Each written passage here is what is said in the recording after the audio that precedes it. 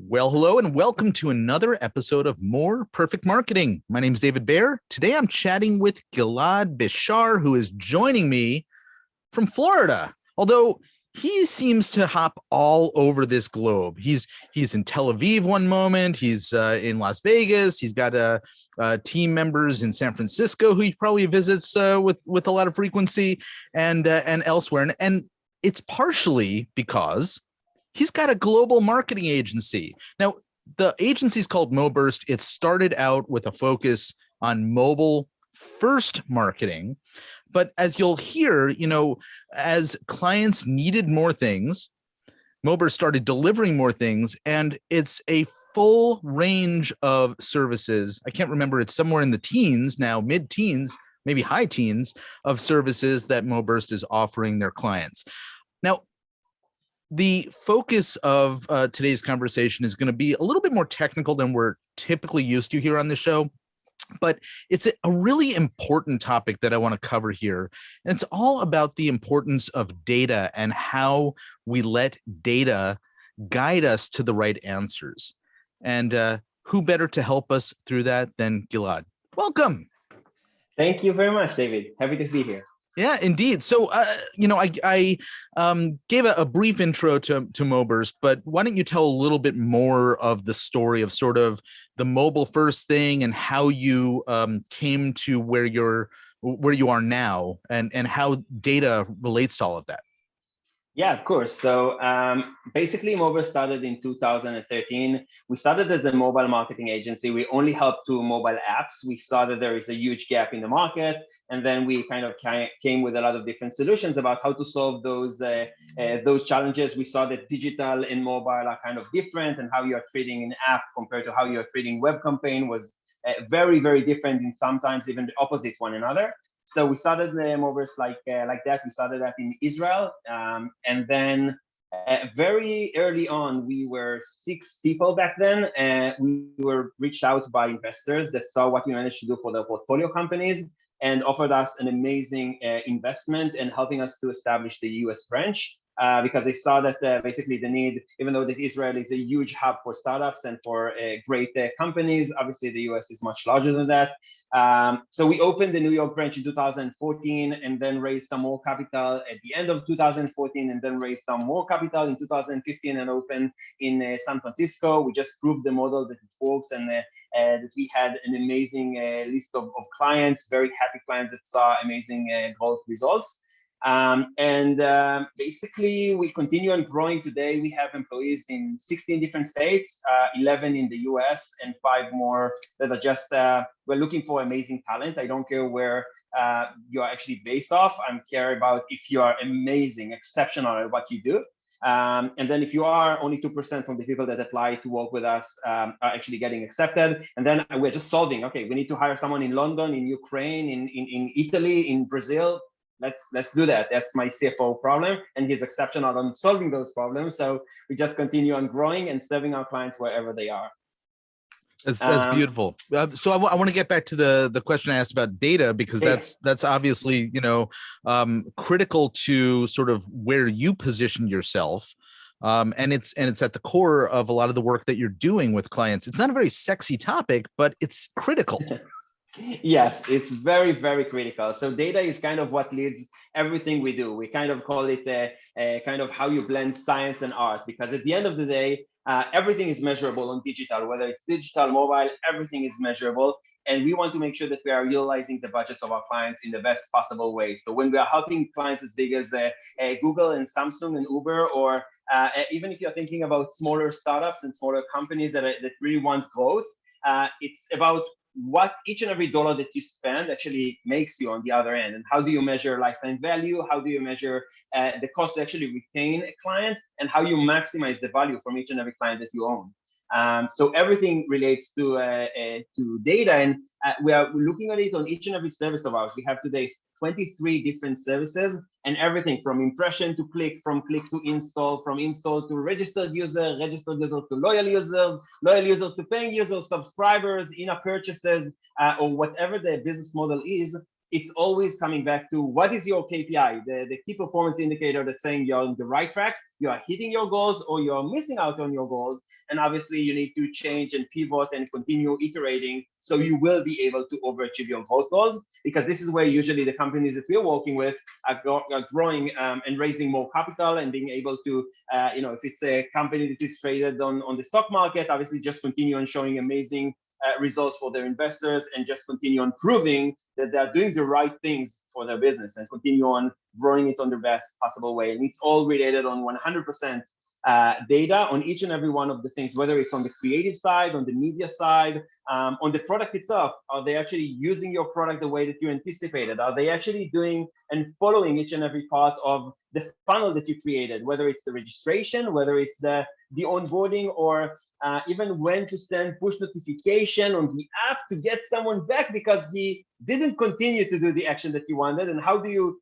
keep on hunting them back, whether it's on emails or what have you, to keep on getting the engagement in the level that you want, so you will be able to achieve your growth goals. Okay, there is so much to unpack there, and it's good that I can keep up with the speed at which you talk. But here's a couple of things I wanna revisit. First of all, I was wrong. It wasn't the high teens. It's 23 different services, and probably by the time this gets posted online, you'll have more. But you talked about each of the stages of the relationship with the client, the user, the prospect, whatever stage they might be in relation to the business or the product. And obviously, with a lot of the products that you're working with, there is a digital connection that is tracking all of the movements, like an app, right? For example, it knows, okay, we've got them, logged in. We have them using the thing. For an analog business, an offline business, this stuff still applies. And so I wonder if you can sort of talk in a little bit more specific terms about, one example of a type of client and how you're monitoring and tracking all those things, just so we can get a more granular look at this process. Yeah, of course. So again, it's not just about apps. I think that a great example that we had was with the Redefine Meat, for example, which is a client who is doing really exceptional work. They basically built a 3D printer that enables you to print meat, print steaks. And it's all from without needing to kill animals. It's all from plant-based materials. They're doing an amazing job. Their seed round was $29 million, and the round A was $135 million, which is very, very, very non-standard. And they are revolutionizing an industry. They try to be the biggest meat company out there. Now, when you're thinking about creating a new brand and implementing that new brand to 4 different states, and 4 different basically countries, languages, different habits of how people are consuming meat, and then where you can actually buy that. How do you get people excited about the new experience? That's something that is very, very different than everything that is very measurable. So the fact that I got 16 million impressions on Facebook or on YouTube, does that mean that all of them are coming and buying your meat? Hell no. You have a lot of different types of funnels that you are trying to educate the users and saying, how many touch points can I actually get with them on digital? How can I mark the users that actually have been to our website and actually been to one of our events, or actually seen us on one of the restaurants that we are already working with, so they can actually order the dish. If you want to go into retail and then be able to start selling those products in retails, how do we do that, and how do we measure the impact of what digital does to the bottom line of how much meat are we selling basically on the day-to-day? And there are a lot of different things that you can measure, and seeing how you are creating the brand awareness, which is kind of the first layer, and then taking it to the consideration where the user is actually started to think if he wants to actually giving it a shot, taste it, go to a restaurant that offers that, or basically go and purchase this specific product, and then all the way to activation and actually getting that person to have a specific deal, a specific kind of opportunity of go here to this specific place and actually consume that specific product. And in each and every one of those stages, you have a lot of different data points that suggest how the users actually engaging with your product. If you're creating a video of 1.5 minutes and you're seeing that most of the users are abandoning the video after 5 seconds or 10 seconds, the fact that you had, 40,000 views yesterday, but off of them only 10% actually saw the video all through the end, it doesn't mean that you impacted on 40,000 people. You impacted on the 10% that actually saw the entire thing. And then how do you do remarketing and retargeting for those users and capturing their emails and keep on kind of nurturing those users to be able to impact them for the long run. It's all based on data and different data points that you have, different touch points that you have. You can see some of them on TikTok productions that you're going to be working on, some of them on Instagram, some of them on Facebook, some of that on your website, some of it based on how many people are actually searching for your brand on Google each and every month. You have a lot of different measurements that you can actually capture. And then the question from all of those measurements, what makes sense? What actually increase my bottom line? What makes me sell more of my products? And that's exactly the type of thing that we do. And it's not just, okay, let's create ads, let's create Instagram stories or TikToks, or again, whatever type of the hippest type of content, and trying to distribute that content. It's very, very specific to the people that are all about vegan food. Let's show them this type of content. The people that are about more of the environmentalists, the people that are all into the saving the planet, showing a very different type of messaging. It's all about micro segments and creating those magical moments when your message really resonates with that specific audience. And because of that, you manage to impact them to a very meaningful experience. Okay, again, a lot, and thank you for being so detailed here. One of the things that came to my mind as you were talking about a plant-based meat producer, using 3D printers, which is super cool technology for that sort of purpose, is it's a tangible item that is consumed and interacted with offline, and obviously there's an extension of all of the digital marketing pieces that are happening offline. How does that stuff fit into everything you've described, whether it's a newspaper, magazine, or ad, in a print publication, or a billboard, outdoor advertising, or a little card at the restaurant, that says, we also feature, this plant-based, supplier. How do you incorporate that stuff? Yeah, so it's all about building a brand, and it's all about building the brand awareness.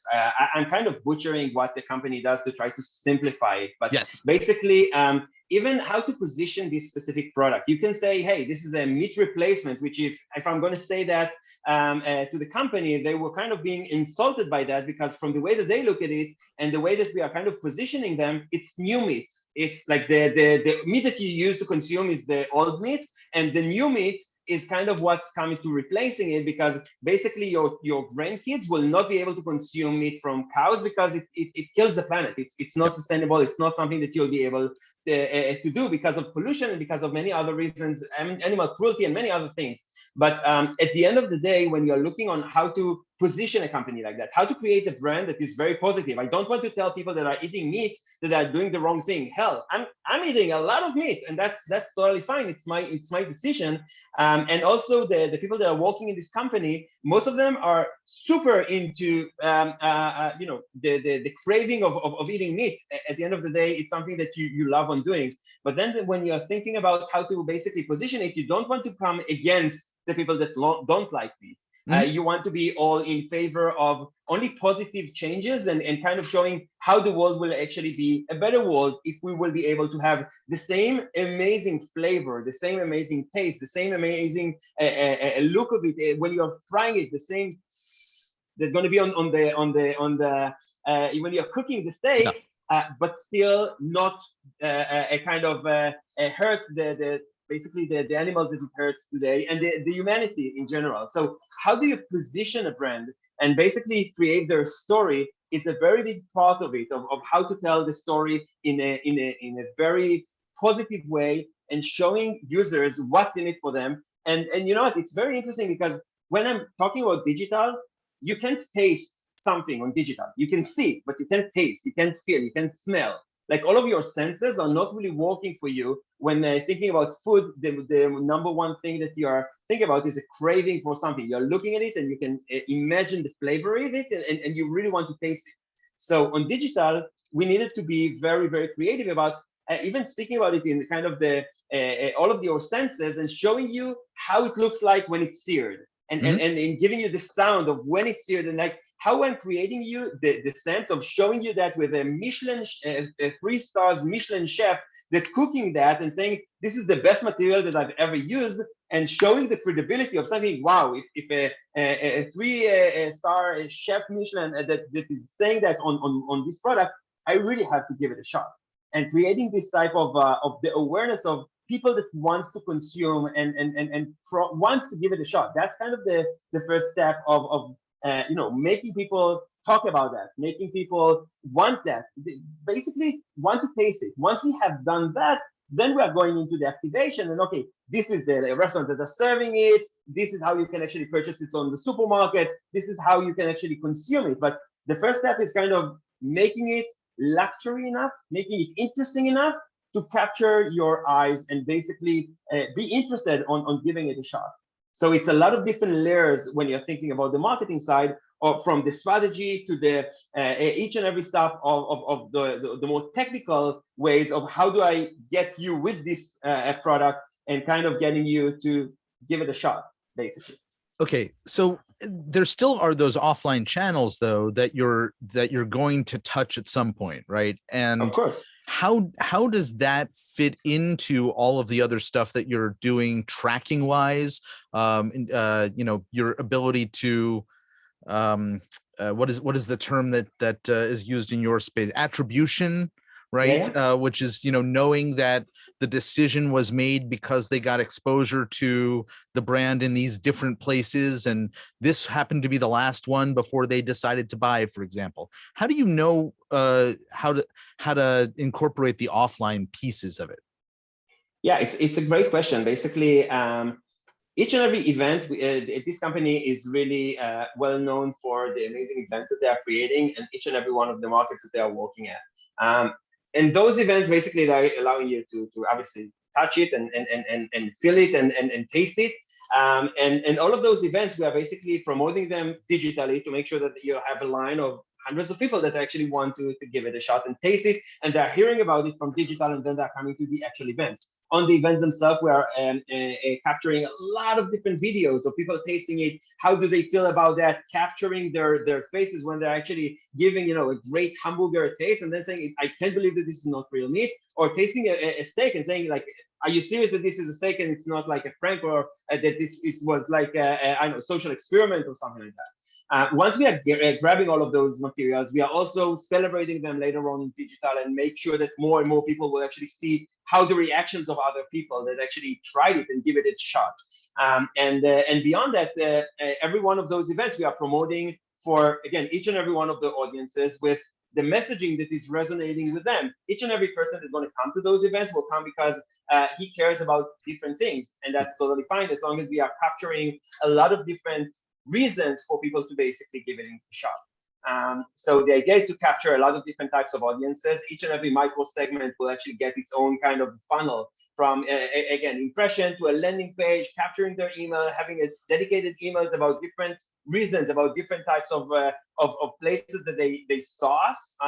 And then driving them to those physical events, or driving them toward those restaurants. Hey, we've just launched another 150 restaurants now in London. If you want, this is exactly where you can actually come and consume, and then creating them an opportunity for something that they were interested in exploring, to actual, hey, this is an opportunity for you to actually go and do that specific action. And sometimes it's even with with specific deals, with specific promotions, or kind of creating an opportunity for them to get them off of their comfort zone, living their whether it's on the digital side, on their houses, whether it's on their mobile phone, and basically getting them into a specific physical place and to do a specific action. So the way that I'm hearing what you're saying is that, to a certain extent, old school is probably not the right phrase, but offline media isn't entering into the equation anymore, because so much of our lives interfaces with some aspect of digital media, whether it's our computers, a sign that's a digital sign, or our phones or whatever. Is that basically what I'm hearing? So even if it's a live event, it's a lot of digital stuff that is getting them there. So yeah, I think that even with real events, you can do a lot of digital things that are kind of crossing borders. One of the events that we've done with Redefine, which was really cool and was their idea, again, we helped on the execution of it, was creating the biggest restaurant in the world. That was the concept. So in the same time, people actually taste the dishes in Tel Aviv, in London, in Berlin, and in Netherlands. In the same time, they had video screens on each and every one of those restaurants to see other people on other restaurants in other locales that are tasting it exactly in the same way. All of the waiters actually kind of wear exactly the same type of clothes. And it felt like you are kind of engaging with people from other countries that are experiencing exactly the same experience that you are experiencing right now. Oh, so this cool. is Yeah. This is an event, for example, that got a lot of PR and a lot of very unstandard type of event. And the digital kind of celebrated it and showed a lot of the different elements that were happening on those restaurants with very big celebrities that came to that specific event on different locales and stuff like that. So at the end of the day, I think that radio, for example, or TV ads or things like that, it's not like it's not working anymore. It's not like it's not relevant anymore. But it really depends on the stage that you are at. It's much riskier. It's much more expensive most of the times, and it's not as effective or as measurable. Now, I always love to measure each and everything that I do, especially when we're working with a brand or with a startup that this is their make or break. They can't afford to make a mistake. If they are making a mistake, they will be part of the statistics of 9 out of 10 will be out of business in the next 2 years. And because of it, we are focusing on everything measurable that we can and trying to learn from each and every experience, whether for good or bad. Double down on that or kill it next time. But we have to get those very quick answers if we are trending toward the right direction or not. And we have to pivot very fast if we see that something is not really resonating with our audience.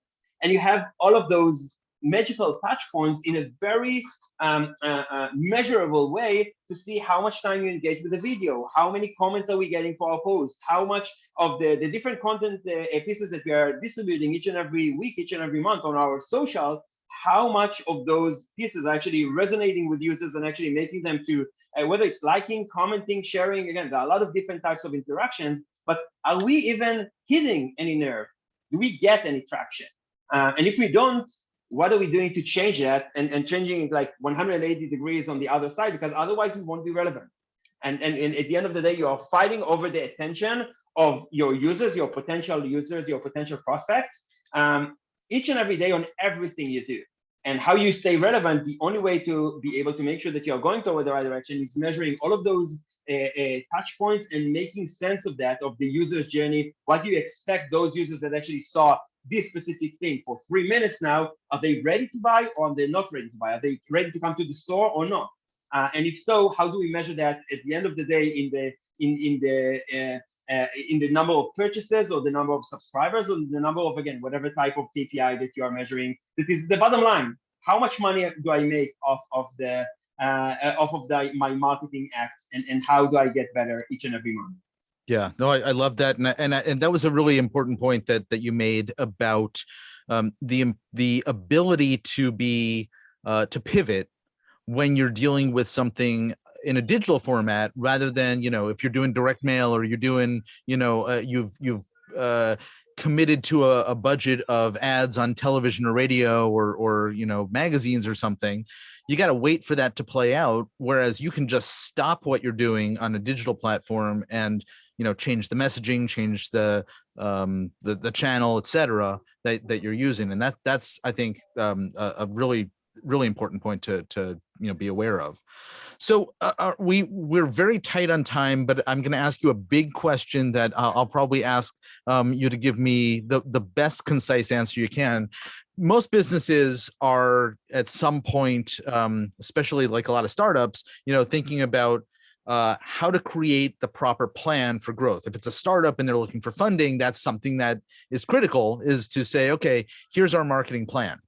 When a client comes to you and they say, here's the goal that we have, What's the process that you go through to figure out how to get them the outcome that they're looking for? Great question. And the answer again is data. We worked with more than 600 products in the last 8.5 years.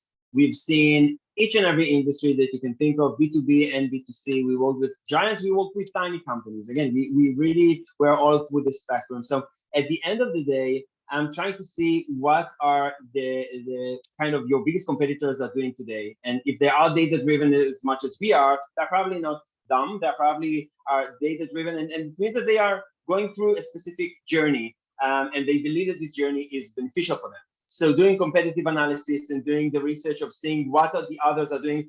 We even have tools that help us to reverse engineer how much do they spend on each and every one of those sources. And we can also see their level of growth on each and every one of the social channels. We can also see a lot of the different things that they do with different ads or with different elements. I have even a tool within Facebook that I can see all of their best performing ads, or on Instagram, the same thing. So again, if they are data driven, and I'm assuming that most of the educated marketers are, it means that they keep on iterating and getting better and better. So just by looking on your biggest 4 or 5 competitors, we can learn a lot about what works and what doesn't work. Beyond that, we have the data of, okay, we worked in this specific niche before. What was the best performing channels for us based on our previous experience on this specific space? And then adding common sense on, okay, we have in here a great opportunity for this specific audience. We can target them on those specific platforms, or actually going through a specific channels that we really believe in because we saw great success in other channels that are very similar to what we think that this client is about to or trying to achieve. So at the end of the day, it's kind of basically taking a lot of different data points, coming up with a plan that is very tailor-made for their niche, for their industry, for the geo itself, like how you're promoting businesses in the US, in Canada, in Australia, New Zealand, or Germany, or Brazil is very, very different. It's not just the languages is different, it's also the messaging, what's in it for you, how to actually talk to those users.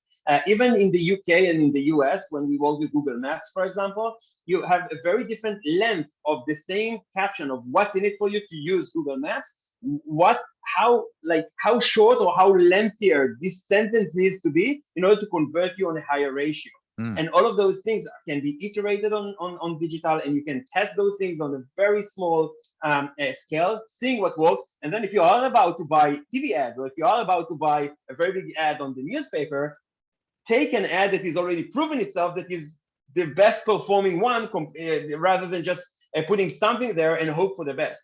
Use data to inform your decisions, especially on big spending on channels that you cannot change after you initiate them. Wow, Gilad, there is so much that you packed into this short episode, and so much more to learn from you. For folks who are curious to learn more about you and what is happening over at MoBurst and the types of projects that you take on, where can they find out more about you? So I think that the best place is their website, www.moburst.com. We have their very active blog, and again, we are just about to launch a very new version, very different type of version for our site, because in the last 7 months we were developing really, really cool stuff. So it's all going to be unpacked in the website, I think, next week. And again, we were definitely would love to speak with any kind of inquiry and trying to help you to go overachieve your growth goals. And even if we are not the right fit, we will definitely, give you our kind of perspective of if we were in your shoes, what we would do. We're doing it with many, many, many companies that are reaching out to us on the earlier stages and the wrong stages for us to onboard them, and still trying to bring them the best possible value. And then it's a lot of fun to actually see those exact type of marketeers or entrepreneurs 2 to 3 years later in a different company or in a different scale of that company, and still remembering kind of the advice that we gave them. So we definitely would love to help to whoever we can, even if it's not the right stage to work with us just yet. Awesome. Well, I have been perusing the new version of your site. I'm excited to see the kind of things that you're working on and the types of businesses that you support. It's moburst.com, MOBURST.com. We'll make sure to leave a link to it in the show notes as well. Gilad Bechar, thank you so much for hanging out with me. I really appreciate it. And thanks for your enthusiastic and detailed explanation of data-driven marketing. Amazing. Thank you very much, David. Indeed. Folks, this has been another episode of More Perfect Marketing. Thanks for hanging out with us. And if you enjoyed the show, please leave a review and pass it along to somebody else who could benefit from listening as well. Hope to see you back here real soon. Take care.